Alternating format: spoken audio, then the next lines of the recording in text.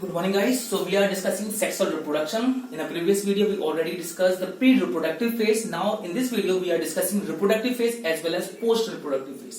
क्या क्या होता है रिप्रोडक्टिव फेज के दौरान और पोस्ट रिप्रोडक्टिव फेज के दौरान भी हम इसमें डिस्कस करेंगे. तो रिप्रोडक्टिव फेज के अंदर जो इवेंट आपका होता है जिसे हम कहते हैं फर्टिलाइजेशन. और फर्टिलाइजेशन के होता क्या है? Fertilization is the process by which male and female gametes fuse with each other and form a single cell structure called zygote. Male और फीमेल गैमेट्स आपस में फर्टिलाइज होते हैं, फ्यूज हो जाते हैं, एक दूसरे के साथ मिक्स हो जाते हैं और सिंगल सेल स्ट्रक्चर बनाते हैं जिसे हम कहते हैं zygote.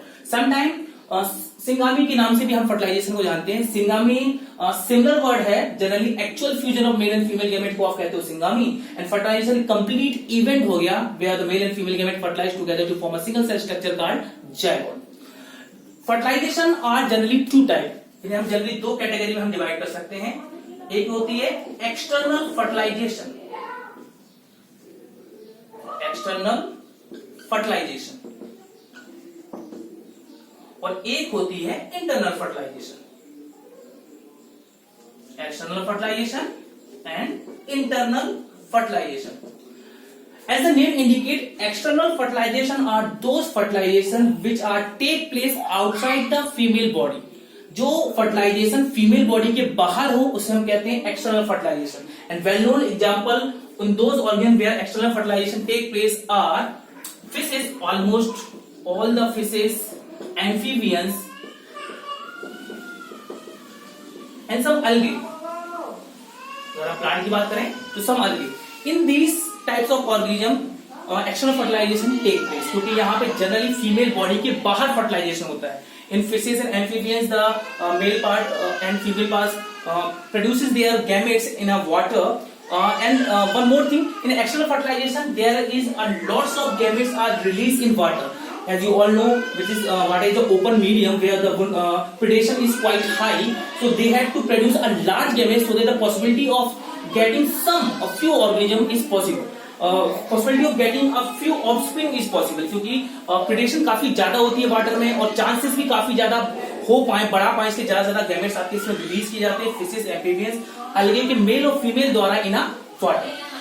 Internal fertilization as a name indicates fertilization which take place inside the female body. अगर फीमेल बॉडी के अंदर मेल और फीमेल का गैमेट का फ्यूजन हो रहा है तो उसे हम कहते हैं इंटरनल फर्टिलाइजेशन. और इंटरनल फर्टिलाइजेशन जनरली आपकी होती है प्लांट्स की. अगर हम बात करें तो bryophyte, pteridophyte, gymnosperm, angiosperm, all 4 category except algae को छोड़ दें अगर हम.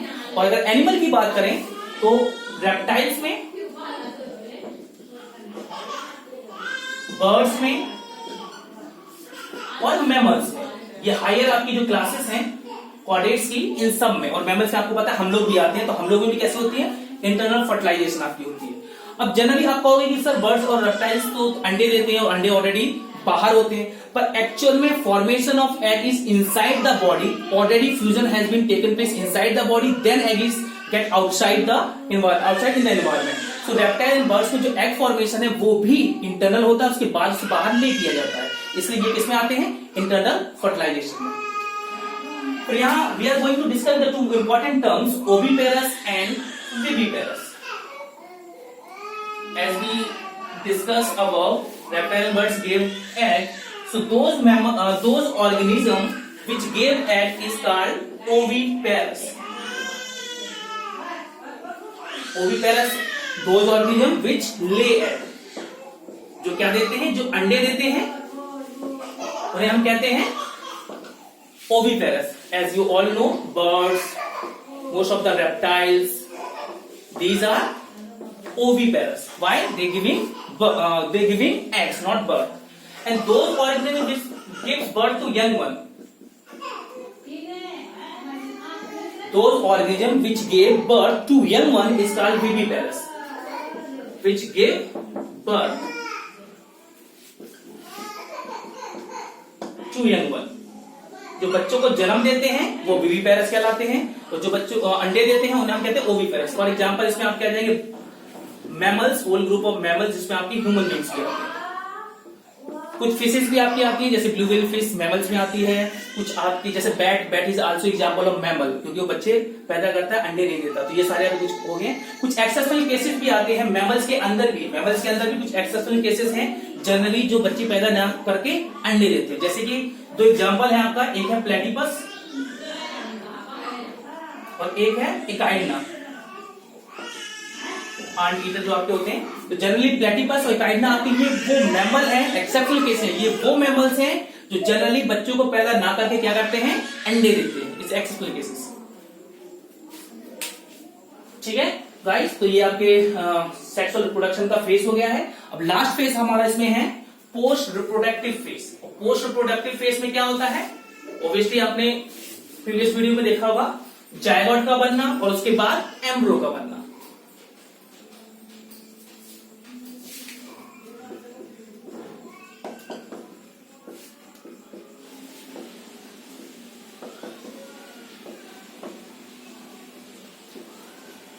तो रिप्रोडक्शन के बाद का जो फेज होता है उसे हम कहते हैं पोस्ट रिप्रोडक्टिव फेज। मतलब रिप्रोडक्शन होने के बाद एक्चुअल में अब क्या होता है। तो जनरली आपको ऑलरेडी पता है कि जायगोट फॉर्मेशन होता है जस्ट रिप्रोडक्शन के बाद।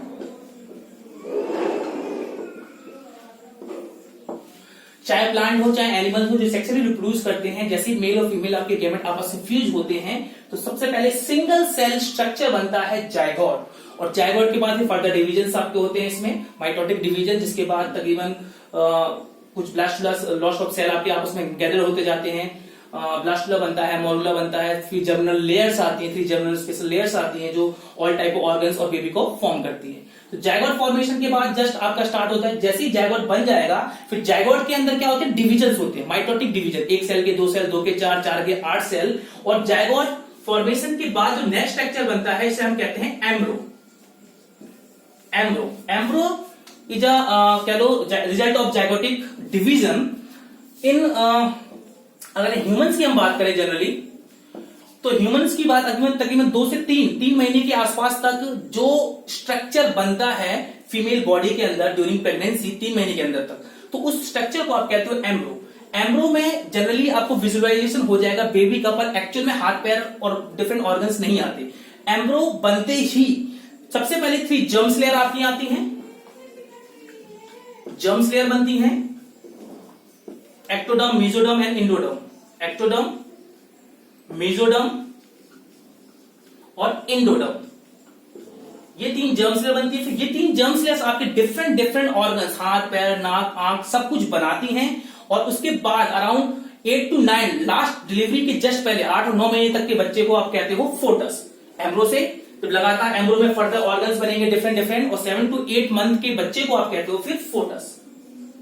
और आपको जनरली फोटस को आप कह सकते हो, फीटस को आप कह सकते हो कि अनबॉर्न बेबी, पैदा होने से जस्ट पहले वाला जो स्ट्रक्चर आपका होता है बेबी का, उसे हम कहते हैं फोटस। और after that baby is born. ये तो आपकी है एनिमल के केस में। जनरली अब अगर हम बात करें प्लांट के केस में, तो जायगोट बनने के बाद, जायगोट आपका कहां बना है, ओव्यूल के अंदर, ओव्यूल के अंदर आपका बना है जायगोट। ठीक है, प्लांट के अंदर जायगोट बना है ओव्यूल के अंदर। तो जैसे ही आपका फर्टिलाइजेशन हो जाता है तो जो नॉन एसेसरी पार्ट्स हैं आपके प्लांट्स, फ्लावर्स के, जनरली पेटल्स हो गए, सेपल्स हो गए, स्टेमन्स हो गए, ये सारे के सारे फॉल डाउन हो जाते हैं, गिर जाते हैं, सूख के नीचे गिर जाते हैं। सिर्फ और सिर्फ जो बचता है वो बचती है आपकी ओवरी।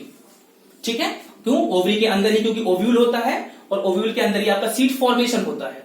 तो जनरली जब ओवरी बचती है तो ओवरी फर्टिलाइजेशन के बाद ओवरी आपकी कन्वर्ट हो जाती है फ्रूट के अंदर। एंजियोस्पर्म प्लांट्स की बात कर रहे हैं, फर्टिलाइजेशन के बाद ओवरी कन्वर्ट हो जाती है फ्रूट के अंदर, और जो आपका ओव्यूल होता है अंदर, ओव्यूल कन्वर्ट हो जाता है सीड के अंदर। ठीक है, ओवरी कन्वर्ट होती है फ्रूट के अंदर और ओव्यूल कन्वर्ट हो जाता है सीड के अंदर। फिर फ्रूट की डिफरेंट आपकी लेयर्स भी होती हैं।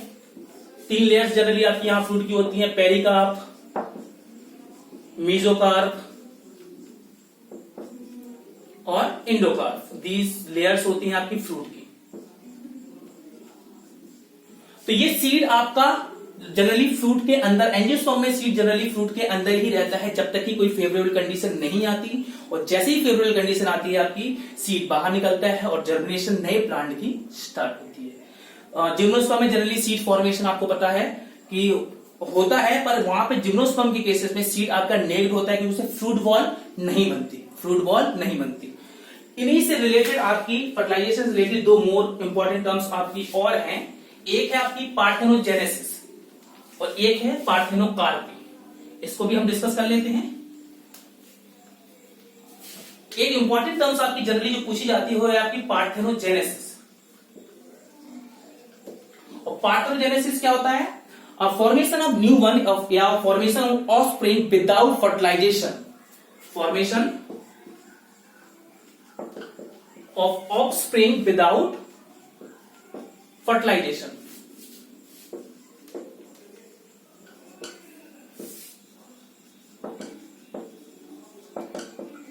मतलब बिना फर्टिलाइजेशन के, सेक्स फीमेल और मेल और सेक्स फीमेल के फर्टिलाइजेशन के बिना जो आपके ऑफस्प्रिंग या बच्चे बनते हैं या पैदा होते हैं उन्हें आप कहते हो पार्थेनोजेनेसिस। जैसे in case of honey bee, जो ड्रोन बनते हैं आपके, वो आपको ऑलरेडी पता है सिर्फ और सिर्फ फीमेल एग से बनते हैं, ठीक है, वो फर्टिलाइजेशन उसमें नहीं होता। कुछ रोटीफर्स भी हैं आपके, ठीक है। तो ये कुछ एग्जांपल्स हैं पार्थेनोजेनेसिस के। ये वो प्रोसेस होता है जिसमें ऑफस्प्रिंग या बच्चे पैदा होते हैं बिना फर्टिलाइजेशन के। इसी तरह से एक और टर्म आपकी आती है पार्थेनोकार्पी। पार्थेनोकार्पी आपका जनरली प्लांट से रिलेटेड है।